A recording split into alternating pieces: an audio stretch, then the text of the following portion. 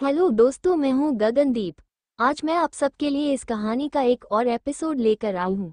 आप इस कहानी को लाइक, शेयर और चैनल को सब्सक्राइब करना मत भूलिएगा। जैसे ही कार रुकी, बिना ड्राइवर के जवाब का इंतजार किए गौरी ने कार का दरवाज़ा खोल दिया और रुद्र की तरफ तेजी से दौड़ पड़ी। रुद्र सफ़ेद टी शर्ट और पुरानी जीन्स पहने हुए था और उसके कंधे पर एक बैग लटका हुआ था। इस सिंपल दिखने वाली ड्रेस में वो उन हैंडसम नौजवान एक्टर जैसा लग रहा था जो उसे देखकर गौरी ने मन में कहा, जिसने इस हैंडसम बंदे को शैतान कहा था, मुझे उसका सिर फोड़ देना चाहिए था। इतना हैंडसम आदमी कहाँ मिलेगा? ये उस नीच अर्नव से 200 गुना ज्यादा हैंडसम है। मैं उस अर्नव को अब अपने आसपास भटकने भी नहीं दूंगी क्योंकि ये गौरी सिर्फ रुद्र की है।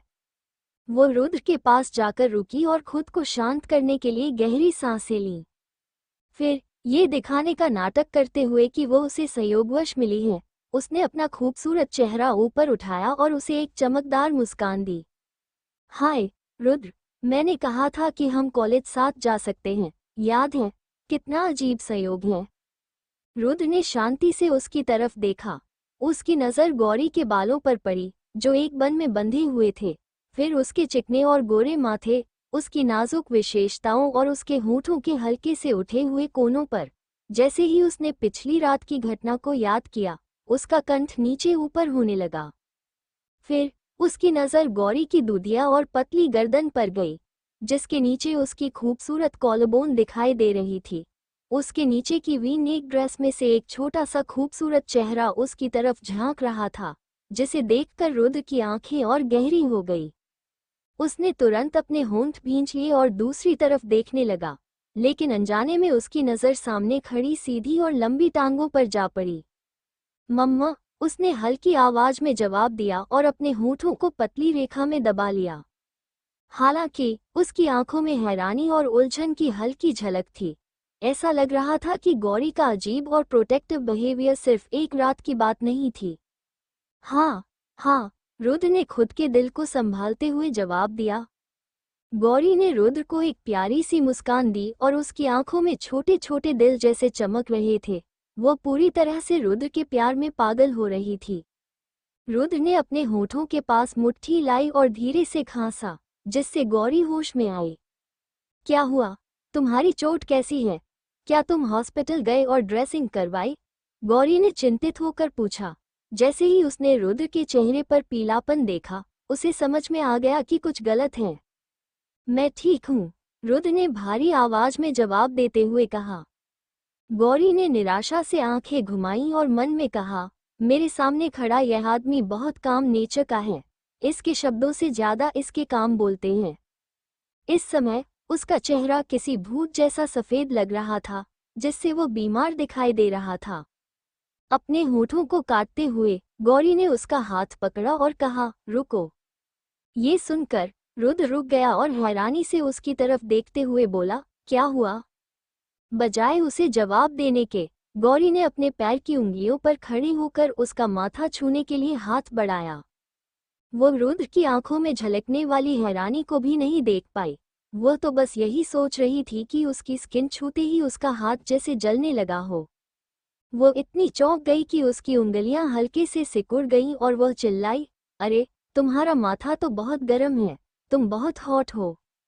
मैं ठीक हूँ, इतना हंगामा मत करो, रुद्र ने शांत स्वर में कहा और उसका हाथ झटक दिया। हालांकि गौरी का दिल चिंता से जल रहा था। नहीं, जरूर तुम्हारी चोट ठीक नहीं हुई है और शायद उसमें इन्फेक्शन हो गया है, तभी तुम्हारा शरीर का टेम्परेचर इतना बड़ा हुआ है। तुम अपनी ठीक से देखभाल क्यों नहीं कर रहे? तुम कोई लोहे के आदमी तो नहीं हो। कल रात तुम्हारे घाव से बहुत खून बह रहा था, इसलिए मुझे यकीन है कि तुम्हारी चोट गहरी है। अगर तुम इसका इलाज नहीं कराओगे और पट्टी नहीं बंधवाओगे तो यह और बिगड़ जाएगी। गौरी की ये सारी बातें सुनकर रुद्र उसे हैरानी देखने लगा।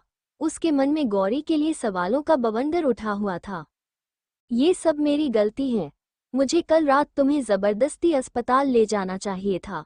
मैं खुद को दोष देती हूँ। जो भी हो, अब तुम्हें मेरे साथ हॉस्पिटल चलना पड़ेगा, गौरी ने खुद को कोसते हुए उसे कहा। रुद्र ने गौरी की ओर देखते हुए मन में कहा, ये मेरी चिंता कर रही है। इसकी आंखें चिंता से लाल हो गई हैं। क्या ये सच है? कल रात घर लौटने के बाद वह बिल्कुल भी सो नहीं पाया था। उसके मन में सिर्फ उसकी चमकती हुई मुस्कान और वह मीठा और मुलायम किस था जिसने बिना जाने उसके दिल को छू लिया था। अब तक वह इस बात से उबर नहीं पाया था। उसने अपना सिर घुमाया और इधर उधर देखा। वहां से गुजरने वाले कई स्टूडेंट्स जो कॉलेज के गेट की ओर जा रहे थे रुक गए और हैरानी से भरी नजरों से उन्हें देखने लगे, जैसे उन्होंने कुछ ऐसा देख लिया हो जो कभी नहीं हो सकता था। किसी ने भी कभी नहीं सोचा था कि गौरी, जो हमेशा रुद्र से नफरत करती थी, उससे बात करने के लिए पहल करेगी और उससे इतनी करीबी से पेश आएगी। वो आपस में बातें करने लगे। क्या माँ अर्थ से टकराने वाला है और समय हमेशा के लिए रुकने वाला है? और क्या यही कारण है कि चौहान परिवार की वो बेटी अचानक रुद्र के साथ इतनी अच्छी तरह पेश आ रही थी? तुम क्या देख रहे हो? गौरी ने रुद्र की निगाह का पीछा किया और इधर उधर देखा। उनके कई क्लासमेट वहां खड़े होकर उनके बारे में कानाफूसी कर रहे थे। वे उत्सुकता से एक दूसरे से फुसफुसा रहे थे। गौरी ने मुंह बनाते हुए कहा, क्या किसी के सामने उसकी बुराई करना ठीक है? गौरी, तुम ये सब क्यों कर रही हो? अर्नव तो यहाँ नहीं है, रुद्र ने तीखे स्वर में कहा। कुछ पल के लिए गौरी चौंक गई। गौरी की बीती बातों ने उसे सच में नाराज कर दिया था। वो यहाँ उसकी चोट की चिंता कर रही थी और दिल से उसकी देखभाल कर रही थी, लेकिन वो अब भी यही मान रहा था कि वो सिर्फ अर्नव को जलाने के लिए ये सब कर रही है। ओह गॉड, मैंने रुद्र को इतना ज्यादा हर्ट किया है कि ये अब भी इस तरह से सोचता है। ये बोलते हुए गौरी लगभग टूटने की कगार पर थी। हालांकि उसने अपनी आंखें चौड़ी की और उसे गुस्से से घूरते हुए कहा, मैं अर्नव की वजह से ऐसा नहीं कर रही हूँ। देखो, अभी मैं गुस्सा नहीं हूँ और मैं गुस्सा नहीं होऊंगी। मम्म, जो भी हो, अभी मेरे साथ हॉस्पिटल चलो। अपना गुस्सा दबाते हुए गौरी ने रुद्र का हाथ पकड़ा और उसे कॉलेज से बाहर खींचने की कोशिश की। रुद्र लगभग 6 फीट 2 लंबा था, जबकि गौरी केवल 5 फीट 5 इंच की थी और उसका वजन भी बहुत कम था। इसलिए रुद्र बिल्कुल भी नहीं हिल रहा था। उसे हिलाने का गौरी के पास कोई तरीका नहीं था। वो एक पहाड़ जैसा था, अचल, चाहे गौरी अपने दांत भींचकर अपनी सारी ताकत लगा रही थी। जब उसके माथे पर पसीना आ गया, तब गौरी ने आखिरकार हार मान ली। उसने उसका हाथ छोड़ दिया और रिक्वेस्ट करते हुए कहा, सुनो भाई, मुझे सीधे सीधे बताओ, मैं क्या करूं ताकि तुम अपनी चोट पर पट्टी करवा लो? मैं तुम्हारी हर बात मानने को तैयार हूं। रुद्र ने उसकी तरफ खाली नजरों से देखा। उसकी बातों से वो कुछ भी रिएक्ट नहीं कर रहा था। शर्मिंदगी महसूस करके गौरी ने गर्दन झुका ली, क्योंकि ये कुछ ज्यादा था कि वो उसकी हर बात मानने को तैयार हैं, लेकिन इन शब्दों से उसकी ईमानदारी और चिंता जरूर जाहिर हुई थी। उसने मन में कहा, इतनी बार इसे अपना प्यार जताने के बाद भी ये कैसे मेरे इमोशंस को नजरअंदाज कर सकता है? यह आदमी सचमुच आग से खेल रहा है। काफी देर इंतजार करने के बाद रुद्र ने आखिरकार एक जवाब दिया, नहीं, आज एक टेस्ट है, इसलिए मैं छुट्टी नहीं ले सकता। उसने इतना ही कहा। गौरी स्पीचलेस रह गई। खैर, अब उसे हार माननी पड़ी। टेस्ट हॉस्पिटल जाने से ज्यादा इम्पोर्टेंट था। डैम इट, मुझे ये भी याद नहीं रहा कि आज टेस्ट है। ये कैसा दिन है? गौरी ने मन ही मन खुद को कोसा। ठीक है, अगर तुम हॉस्पिटल नहीं जाना चाहते तो चलो कॉलेज डिस्पेंसरी चलते हैं, ये भी कोई बुरी जगह नहीं है। ये बोलते हुए उसने आखिरकार दांत भींचते हुए समझौता किया और उसकी तरफ घूरा। डैम इट, अगर ये बार बार बहाने बनाकर अपनी चोट का इलाज करवाने से इनकार करता रहा तो मुझे किसी को बुलाना पड़ेगा जो इसको जबरदस्ती डिस्पेंसरी ले जाने में मेरी हेल्प करे। गौरी ने उसकी तरफ उम्मीद भरी नजरों से देखते हुए मन में खुद से कहा। रुद्र जैसे हार्टलेस आदमी के सामने सभी जिद्दी आदमी हार मान जाते थे, इसलिए गौरी को विश्वास था कि वो इस तरह से उसे मानने पर मजबूर कर सकती है।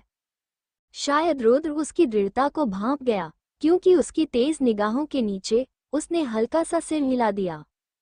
सच में तुम मान गए? ठीक है, चलो, गौरी ने चहकते हुए कहा। एक लंबे खींचतान के बाद आखिरकार दोनों ने सहमति बना ली और खुशी खुशी डिस्पेंसरी की तरफ चल पड़े। उसके खूबसूरत चेहरे की तरफ देख रहा था। उसकी नज़र ऐसे किसी भी लड़की पर नहीं दिखती थी, लेकिन गौरी ने उसकी नज़रों को खींच ही लिया था। कॉलेज गेट पर खड़े छात्रों की फुसफुसाहटों के बीच से दोनों गुजर गए।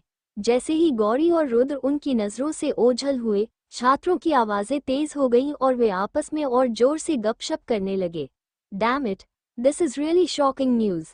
How come a college devil is behaving like Rudra's best friend?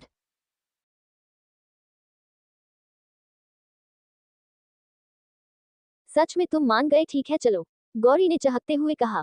एक लंबे खींचतान के बाद आखिरकार दोनों ने सहमति बना ली और खुशी खुशी डिस्पेंसरी की तरफ चल पड़े। उसके खूबसूरत चेहरे की तरफ देख रहा था। उसकी नजर ऐसे किसी भी लड़की पर नहीं दिखती थी, लेकिन गौरी ने उसकी नजरों को खींच ही लिया था। कॉलेज गेट पर खड़े छात्रों की फुसफुसाहटों के बीच से दोनों गुजर गए। जैसे ही गौरी और रुद्र उनकी नजरों से ओझल हुए, छात्रों की आवाजें तेज हो गईं और वे आपस में और जोर से गपशप करने लगे। Damn it, this is really shocking news. How come a college devil is behaving like Rudra's best friend? बिल्कुल सही। क्या वो उससे नफरत नहीं करती? हाँ, मैंने सुना है कि उसने उसे उनकी क्लास से निकालने की कोशिश की थी। ठीक है, मुझे भी यह सुनने को मिला है। उसने किसी को उसकी किताब को गीला करने के लिए कहा, उसके खाने में जुलाब मिला दिया और उसके डेस्क ड्रॉयर में कुछ चूही या कुछ ऐसा डाल दिया था। और ये तुम्हें याद रखने में आता है, कुछ मामूली बातें हैं। सच ये था कि गौरी अपनी प्रतिष्ठा के तर्क से इतनी बदतमीज और सहनशील नहीं थी। उसकी एकमात्र दोष उसकी मूर्खता थी। वह अक्सर अपने आसपास के लोगों द्वारा उत्तेजित होकर कुछ अव्वल करने के लिए उकसाई जाती थी। इसके अलावा चौहान परिवार अमीर और शक्तिशाली था, इसलिए किसी को भी गौरी से झगड़ा करने की हिम्मत नहीं थी। इसलिए उसे स्कूल का शैतान के रूप में जाना जाता था। लेकिन सच में गौरी एक मीठी और कोमल लड़की थी। असली दुष्टों के वो होते थे जो उसके आसपास के बदमाश थे, चाहे उसने कुछ भी न किया हो, लेकिन वे उसके लिए बदनामी का बोझ समेटते रहते थे। जब रुद्र और गौरी इन्फर्मरी पहुंचे तो उन्हें डॉक्टर अभी तक नहीं आया था, क्योंकि बहुत जल्दी था। इन्फर्मरी का प्रबंधक शिक्षक मौजूद थे, लेकिन उन्हें वार्ड बैंडेज करने की जानकारी नहीं थी। रुद्र नहीं चाहते थे कि वे इधर उधर इंतजार करें, और उन्होंने जिद की कि उनके पास अन्य काम भी हैं। गौरी ने दृढ़ संकल्प से कहा, अच्छा तो यहाँ कुछ दवा है, मुझे आपका घाव बैंडेज करने दे। क्या आप वो कर सकती हैं? रुद्र ने ठंडी आवाज में पूछा। गौरी ने गर्दन झुकाकर अपराध के अंजाम में अपनी आंखें झुकाईं और जवाब दिया, मैं कर सकती हूँ। सच में उसने घर पर अपने बिल्ली के लिए एक घाव का बैंडेज किया था। क्या वो गिनती हुई? बिना कुछ कहे रुद्र बैठ गए। चलो, गौरी ने होंठ भींचे। उसने शुरू करने से पहले ही महसूस किया कि उसकी हथेलियों में पसीना आ गया था। निस्संदेह वो बहुत घबराई हुई थी। रुद्र ने अपनी टी शर्ट उठाई, जिससे उसकी पेट पर लगे खून से सने बैंडेज का खुलासा हुआ। गौरी के हाथ कांपने लगे जब उसने सूजनोधी में भिगोई हुई रुई उठाई। इस समय रुद्र ने अपने दर्द को सहते हुए अपनी त्वचा और घाव से चिपकी हुई पट्टी हटाई। फिर उसने उसकी तरफ देखा। उसके चेहरे पर कोई दर्द की झलक नहीं थी। पहले घाव को साफ करो और उसे संक्रमण मुक्त करो, फिर दवा लगाकर इसे बैंडेज कर दो, उसने शांतिपूर्वक उसे निर्देश दिया। उसका लहजा इतना सामान्य और बेफिक्र था जैसे वो किसी और का घाव ठीक करने के लिए उसे निर्देश दे रहा हो। ऐसा लग रहा था जैसे यह उसका घाव नहीं था और उसके शरीर से खून नहीं बह रहा था। गौरी ने एक गहरी सांस ली और उसके माथे पर पसीने की हल्की परत जम गई। उसके सामने घुटनों के बल बैठी गौरी की सांसें तेज हो रही थी और उसके हाथ पैर कांप रहे थे। क्या तुम डर रही हो? रुद्र ने बेपरवाही से पूछा। गौरी ने गुस्से में गर्दन अकड़ा ली और जवाब दिया, यहाँ कौन डर रहा है? मैं नहीं डर रही। अगर ये सच है तो तुम अब तक हिचकिचा क्यों रही हो?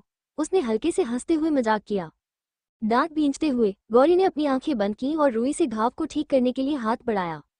तुरंत खून की गंध उसके नथुनों में समा गई। जैसे ही उसकी उंगलियां उस चिपचिपे और खून से सने घाव से टकराईं, वो सख्त हो गई और अचानक बेहोश हो गई। हालांकि बेहोश होने से पहले उसने सोचा कि उसने अपनी तर्जनी उंगली में पहने हुए लाल हीरे की अंगूठी से एक चमकती रोशनी देखी। इस पूरी स्थिति में सबसे शर्मनाक बात यह थी कि खून देखकर वो वास्तव में बेहोश हो गई, और स्थिति को और खराब करने के लिए उसका सिर उस घाव पर टकरा गया। परिणामस्वरूप उसकी नाक और मुंह रुद्र के खून से सने हुए थे। 1 मिनट बाद गौरी धीरे धीरे होश में आने लगी। लेकिन जब उसने अपनी आंखें खोली तो वो लगभग डर के मारे मर ही गई। उसकी आंखों के सामने एक पारदर्शी बोर्ड उभरा, जैसे कि खेल में वो बोर्ड दिखाई देता है जिसमें खिलाड़ी को पूरा करने के लिए कार्य दिखाए जाते हैं। Level 1, level 2, level 3, level 4, level 5, level 6। कार्य लेवल की पृष्ठभूमि खूबसूरत पन्नों से बनी थी। लेवल 1 की पृष्ठभूमि एक धूसर नीले रंग की गोल पन्ना थी। मनी स्क्रीन पर उछल रही थी, जैसे कि उसे छूने का इंतजार कर रही हो। गौरी ने हाथ बढ़ाया और इसे सावधानी से छुआ। जैसे ही बिंगो की आवाज आई, स्क्रीन लेवल 1 पर स्विच हो गई। सिस्टम की आवाज गौरी के कानों में गूंजी, स्वागत है, आप लेवल 1 का कार्य शुरू करने वाले हैं। गौरी हैरान थी। ये सब क्या हो रहा था? लेवल 1 का कार्य क्या था? अभी 1 मिनट पहले तो वो स्कूल में रुद्र के घाव पर बैंडेज कर रही थी, अचानक वो खेल की दुनिया में कैसे आ गई? उसने सोचा कि शायद ये कोई सपना है। अनपेक्षित रूप से सिस्टम ने उसका जवाब दिया, मिस चौहान, आप सपना नहीं देख रही हैं। जब आपके प्रेमी का खून आपकी अंगूठी के हीरे से टकराया तो इसने उसमें एक विशेष फंक्शन सक्रिय कर दिया। गौरी को पूरी तरह से झटका लगा। ये खेल सिस्टम उसकी सोच कैसे जान सकता था? ये सब क्या था? क्या ये संभव था कि उसके पुनर्जन्म के बाद उसे कुछ विशेष शक्तियां प्राप्त हुई? क्यों उसकी जिंदगी इतनी रोमांचक और नाटकीय हो गई थी? हालांकि सिस्टम को गौरी की उलझन की परवाह नहीं थी और उसने यांत्रिक और भावहीन आवाज में उसे निर्देश देना जारी रखा। जैसे ही आप सिस्टम के निर्देशों के अनुसार सफलतापूर्वक कार्य पूरा करेगी, आपकी विशेष फंक्शन मान बढ़ेगी। जब आप 1000 अंकों के मूल्य तक पहुंच जाएंगी तो आप लेवल 1 का कार्य पूरा कर लेंगी और लेवल 2 स्वचालित रूप से सक्रिय हो जाएगा। बेशक जैसे जैसे आप लेवल्स में आगे बढ़ेंगी, आपके पुरस्कार भी बढ़ते जाएंगे। अब आपके लिए कई प्रकार के आश्चर्य आपका इंतजार कर रहे हैं। आप किस बात का इंतजार कर रही हैं? इसे मिस मत करें, अपनी छोटी उंगली हिलाएं और कार्य शुरू करें। गौरी मिश्रित भावनाओं से अभिभूत थी। वो अवाक, स्तब्ध, अविश्वास से भरी और सुखद रूप से आश्चर्यचकित थी। उसे अपनी चेतना में लौटने में कुछ सेकंड लग गए। फिर वो इतनी खुश हो गई कि उसकी आवाज की टोन बदल गई। वो तीखे स्वर में चीखी, ये तो भगवान की कृपा है मुझ पर। क्या यह आसमान से गिरने वाले पैसे की तरह नहीं है? ये किसी भव्य पुरस्कार जीतने से भी ज्यादा चौंकाने वाला और भयावह है। मिस चौहान, बहुत उत्साहित मत होइए। कृपया अपनी गरिमा बनाए रखें। कृपया जल्दी से कार्य स्वीकार करने के लिए क्लिक करें। मैं सैकड़ों वर्षों से निष्क्रिय हूँ। अब मुझे आखिरकार कुछ गंभीर काम करने का मौका मिल रहा है, सिस्टम ने ठंडे स्वर में संकेत दिया। पोह, हालांकि गौरी हंसने से खुद को रोक नहीं पाई। वो सोचने लगी कि क्या सिस्टम इंसान है या रोबोट? मिस चौहान, गौरी को ऐसा लगा जैसे सिस्टम दांत पीसते हुए बोल रहा हो। उसने अब सिस्टम के साथ मजाक करने की हिम्मत नहीं की, इसलिए उसने क्वेस्ट लेवल 1 पर क्लिक कर दिया। मुझे इस कार्य को पूरा करने के लिए क्या करना होगा? अभी मुझे कौन सी विशेष शक्तियां प्राप्त हैं? गौरी ने अपने हाथ मलते हुए उत्साहपूर्वक पूछा और कार्य शुरू करने के लिए तत्पर हो गई। क्वेस्ट लेवल 1 में आपका काम रुद्र के साथ फिजिकल कांटेक्ट करना है। इसमें हाथ पकड़ना, उसे हक करना और किस करना आदि शामिल हैं। उसे चूमो, उसे हक करो। फंक्शन वैल्यू स्नेह के मूल्यों से बनी होती है। जितना अधिक संपर्क होगा, स्नेह मूल्य और फंक्शन वैल्यू उतनी ही बढ़ेगी। अभी आपके पास पत्थर को छूकर उसमें मौजूद चमकीले बिंदुओं को पहचानने की विशेष शक्ति है। जितने ज्यादा चमकीले बिंदु होंगे, पत्थर की गुणवत्ता उतनी ही अच्छी होगी, सिस्टम ने समझाया। बस इतना ही? गौरी ने निराश स्वर में पूछा। बस इतना ही, सिस्टम ने उत्तर दिया। गौरी को ऐसा लगा जैसे वो पागल हो जाएगी। ये कैसे कोई कार्य हो सकता है? इसे विशेष शक्ति कैसे कहा जा सकता है? दूसरों के कार्यों में अच्छे कर्म करना, बागवानी करना, खाना खाना और मार्शल आर्ट्स की साधना करना शामिल होता है। लेकिन मेरे लिए, सीधा सादा कहे तो, मुझे बस एक रिश्ते की शुरुआत करनी है और उसे बनाए रखना है। जब बाकी लोग बहुत सारे गंभीर कामों में व्यस्त हैं, तो मेरा काम सिर्फ एक आदमी से प्यार करना है। और जो विशेष शक्ति आपने बताई है, वह तो और भी अजीब है। जब बाकी लोग घाव ठीक कर सकते हैं और दुर्लभ जड़ी बूटियां उगा सकते हैं, मैं सिर्फ एक पत्थर के चमकीले बिंदुओं को पहचान सकती हूँ। सिस्टम, क्या तुम मजाक कर रहे हो? सिस्टम लगभग 10 सेकंड के लिए चुप रहा। जब तक गौरी लगभग अपना आपा खोने ही वाली थी, तब सिस्टम ने कहा, तुम बस दूरदर्शिता की कमी दिखा रही हो। गौरी इतनी नाराज हो गई कि उसने गहरी सांस ली और अपनी मुठ्ठियां भींच ली, सिस्टम को मारने की इच्छा से भरी हुई। सिस्टम, बाहर आओ। चौहान परिवार लिंक सिटी का नंबर 1 ज्वेलर है। तुम्हारी कंपनी 100 सालों से चल रही है और तुम्हारा परिवार पीढ़ियों से जेड पर निर्भर है। क्या तुम जानती हो कि तुम्हारे परदादा ने एक पत्थर पर भरोसा करके चौहान परिवार को इस स्थिति तक पहुंचाया था? जुए वाले पत्थरों में जेड की गुणवत्ता पहचानने के लिए तुम्हें दूरदर्शिता की शक्ति चाहिए। अब तुम इतनी शक्तिशाली शक्ति को नापसंद कैसे कर सकती हो? क्या तुम ये भी जानती हो कि चौहान परिवार अभी कठिन परिस्थितियों से गुजर रहा है? सिस्टम ने कहा, तुम्हारे परिवार का स्वर्णकाल बीत चुका है और कुछ खलनायकों की मदद से ये धीरे धीरे पतन की ओर बढ़ रहा है। तुम्हारी विशेष शक्ति के साथ तुम बहुत कुछ कर सकती हो। दूरदर्शिता की कमी वाली लड़की, क्या तुम इसे नहीं चाहती? और क्या तुम नहीं चाहती कि सिर्फ वेनमुचू से संपर्क करके स्नेह मूल्य बढ़ा सको? ये तुम्हारे लिए बहुत बढ़िया सौदा है ना? तुम्हें इतना भाग्यशाली सौदा मिला है। क्या तुम इसे सच में नहीं चाहोगी? सिस्टम ने अपनी बात जारी रखी।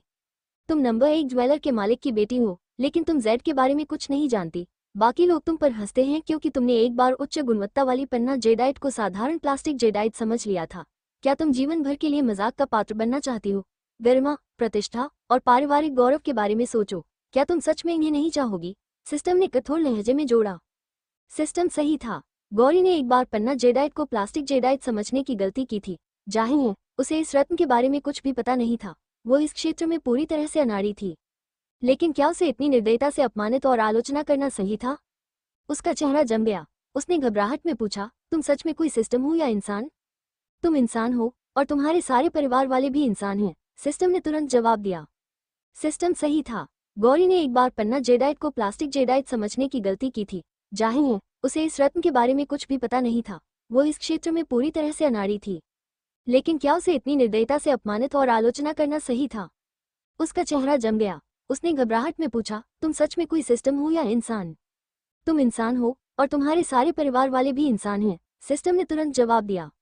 गौरी ने अपनी नाक को छुआ और मासूम आवाज में कहा, हाँ मैं इंसान हूँ और मेरा पूरा परिवार भी इंसान है। सिस्टम ने कोई जवाब नहीं दिया। गौरी के कानों में कई बीप्स की आवाजें गूंजने लगी। अगले ही पल उसके सामने का बोर्ड अचानक गायब हो गया। अरे हैंडसम सिस्टम, तुम कहाँ हो? मैं अभी तक अपनी बात पूरी नहीं कर पाई हूँ। मैंने कंफर्म बटन भी नहीं दबाया है। इतनी शक्तिशाली कैपेसिटी को मैं कैसे मना कर सकती हूँ? मत जाओ, जाने से पहले मुझे सब कुछ साफ साफ बता दो, गौरी ने जल्दी से बिस्तर पर सीधी बैठते हुए चिल्लाया। हालांकि उसके सामने कार्य बोर्ड नहीं था, बल्कि रुद्र का सुंदर चेहरा था, जो उसे ऐसे देख रहा था जैसे उसने कोई भूत देख लिया हो। रुद्र ने गौरी से सवाल किया, लगता है कि तुम्हारे पीरियड्स चल रहे हो, इसलिए तुम्हें वीक फील हो रहा है। हाँ, तुम सही कह रहे हो, नहीं तो वो अचानक कैसे बेहोश हो जाती, उसके बगल में खड़े टीचर ने सहमति जताते हुए कहा। जाहिर तौर पर वे दोनों अलग अलग तरह की बीमारियों की बात कर रहे थे। गौरी ने तुरंत समझ लिया कि रुद्र क्या कहना चाह रहा था। वो शर्मा गई और हकलाते हुए बोली, मैं बस सपना देख रही थी। अच्छा। रुद्र ने अपनी कलाई उठाई, घड़ी की तरफ देखा और बिना भाव के कहा, तुम्हारे मेरे जख्म पर बेहोश होने और अब तक के बीच सिर्फ 2 मिनट ही गुजरे हैं। लड़की, तुम सच में कमाल हो।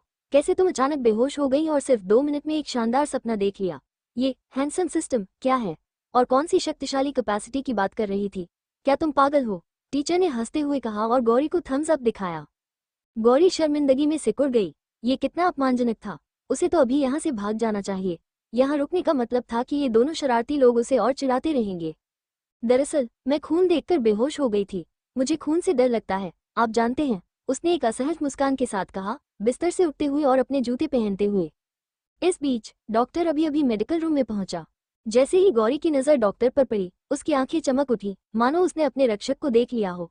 उसने रुद्र को डॉक्टर के पास खींचते हुए कहा, डॉक्टर हान, इस आदमी को एक बदमाश ने बहादुरी दिखाते हुए घायल कर दिया। कृपया उसका जख्म जल्दी से बांध दे। मुझे अब अपनी पढ़ाई की तैयारी करनी चाहिए। अचानक रुद्र ने गौरी का हाथ पकड़ लिया। उसका ठंडा हाथ महसूस करते हुए उसने चिंता से पूछा, तुम्हें यकीन है कि तुम ठीक हो? हाँ, असल में मैं ठीक हूँ। तुम अपनी देखभाल करो, हमें अभी परीक्षा देनी है ना? जल्दी से अपना जख्म ठीक करवा लो और फिर कक्षा में पढ़ाई करने के लिए पहुंचो। मैं पहले जा रही हूँ। गौरी ने शर्मिंदा मुस्कान के साथ रुद्र का हाथ झटका और मेडिकल रूम से खरगोश की तरह तेजी से भाग निकली। मेडिकल रूम से निकलने के बाद वो एक सुनसान कोने में रुकी और चिंतित होकर सिस्टम को बुलाया। हैंडसम सिस्टम, तुम कहाँ हो? जल्दी बाहर आओ। माफ करना, मेरी गलती थी। तुम एक सिस्टम हो, इसलिए तुम इंसान नहीं हो, लेकिन मैं हूँ। जोर की आवाज के साथ बोर्ड फिर से गौरी के सामने प्रकट हो गया। उस पर अफेक्शन वैल्यू पहले 0 था, लेकिन अब ये 100 हो गया था। उसके नीचे एक संक्षिप्त विवरण लिखा था। रुद्र ने गौरी का हाथ अपने आप पकड़ा, इसलिए अफेक्शन वैल्यू 100 से बढ़ गया है और फंक्शन वैल्यू 10 से बढ़ गई है। गौरी हक्का बक्का रह गई। ये कैसे हुआ? क्या इसका मतलब ये था कि मिशन पहले ही शुरू हो चुका था? उसने अपना हाथ उठाया और उस रूबी की अंगूठी को देखा, जो लाल रोशनी से चमक रही थी। जब उसने उसे हल्के से थपथपाया तो उसके सामने का मिशन बोर्ड तुरंत गायब हो गया। उसकी आंखों में खुशी की एक चमक दिखाई दी। वो उत्साह से भर गई थी। कॉलेज खत्म होने के बाद वो पत्थरों को छूकर स्पेशल पावर का अनुभव करना चाहती थी। अपने पुनर्जन्म के बाद के दिनों में उसकी किस्मत बहुत अच्छी हो गई थी और उसका जीवन बहुत रोमांचक होता जा रहा था। साथ ही ऐसा लग रहा था कि उसे अपना मिशन पूरा करने के लिए रुद्र के साथ हर दिन समय बिताना होगा। ऐसा करने से वो न केवल उस सुंदर आदमी से छेड़छाड़ कर सकती थी, बल्कि उसे विशेष शक्तियां भी मिल सकती थी। भगवान उसके साथ बहुत दयालु थे। आई लव रुद्र, गौरी ने खुद से कहा। अब इस कहानी में आगे क्या होगा जानने के लिए बने रहिए इस कहानी के साथ और मेरी अन्य कहानी पढ़ने के लिए वीडियो के डिस्क्रिप्शन में दिए लिंक पर जाइए।